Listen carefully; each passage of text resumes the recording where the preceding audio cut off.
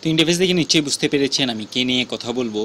209 পদে সমাজ সেবা অধিদপ্তরে যে নিয়োগ বিজ্ঞপ্তি শুরু হয়েছে এসএসসি পাশে, সেই নিয়োগ বিজ্ঞপ্তি নিয়ে আপনাদের সাথে কথা বলবো, যার শেষ তারিখ 18/7/2024 ইংরেজি।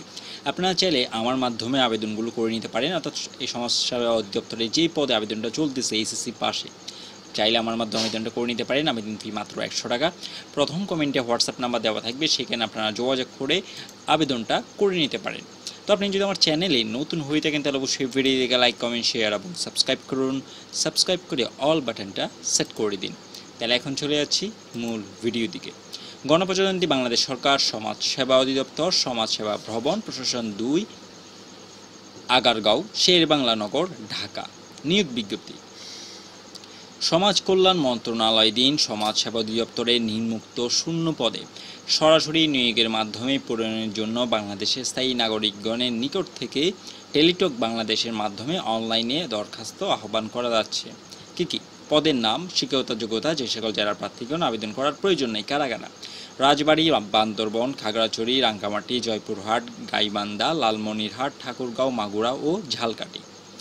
তাহলে সমাজকর্মী ইউনিয়ন, গ্রেড 16, স্থায়ী রাজস্ব 209টা পদ। কোনো স্বীকৃত বোর্ড হতে অনন্য দ্বিতীয় বিভাগে উচ্চ মাধ্যমিক সার্টিফিকেট বা সমান পরীক্ষায় উত্তীর্ণ, তৃতীয় বিভাগ হবে না, সর্বনিম্ন দ্বিতীয় বিভাগ। বিভাগীয় প্রার্থীদের ক্ষেত্রে বয়সসীমা 35 বছর।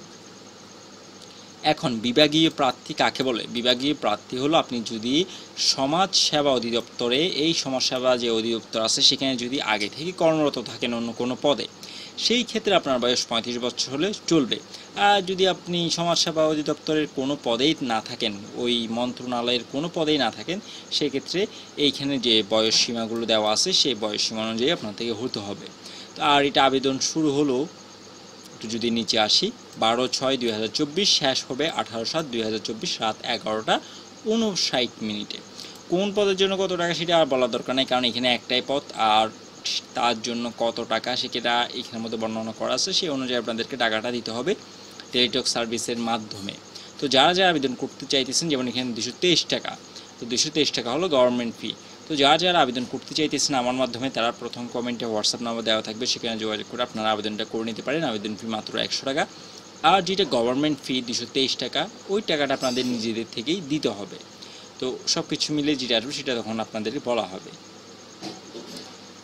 আর সম্পূর্ণ জিনিসটা পড়ার পর যদি আপনারা কোনো কিছু না বুঝে থাকেন তাহলে অবশ্যই আমাকে কমেন্টের মাধ্যমে জানিয়ে দেবেন, আমি সর্বাত্মক চেষ্টা করবো আপনাদেরকে সেই জিনিসটা বুঝিয়ে দিতে।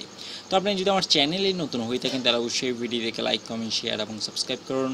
সাবস্ক্রাইব করে অল বাটনটা সেট করে দিন। নেক্সট ভিডিও আসা পর্যন্ত সবাই সুস্থ থাকুন, ভালো থাকুন। ধন্যবাদ সবাইকে। আল্লাহ হাফেজ।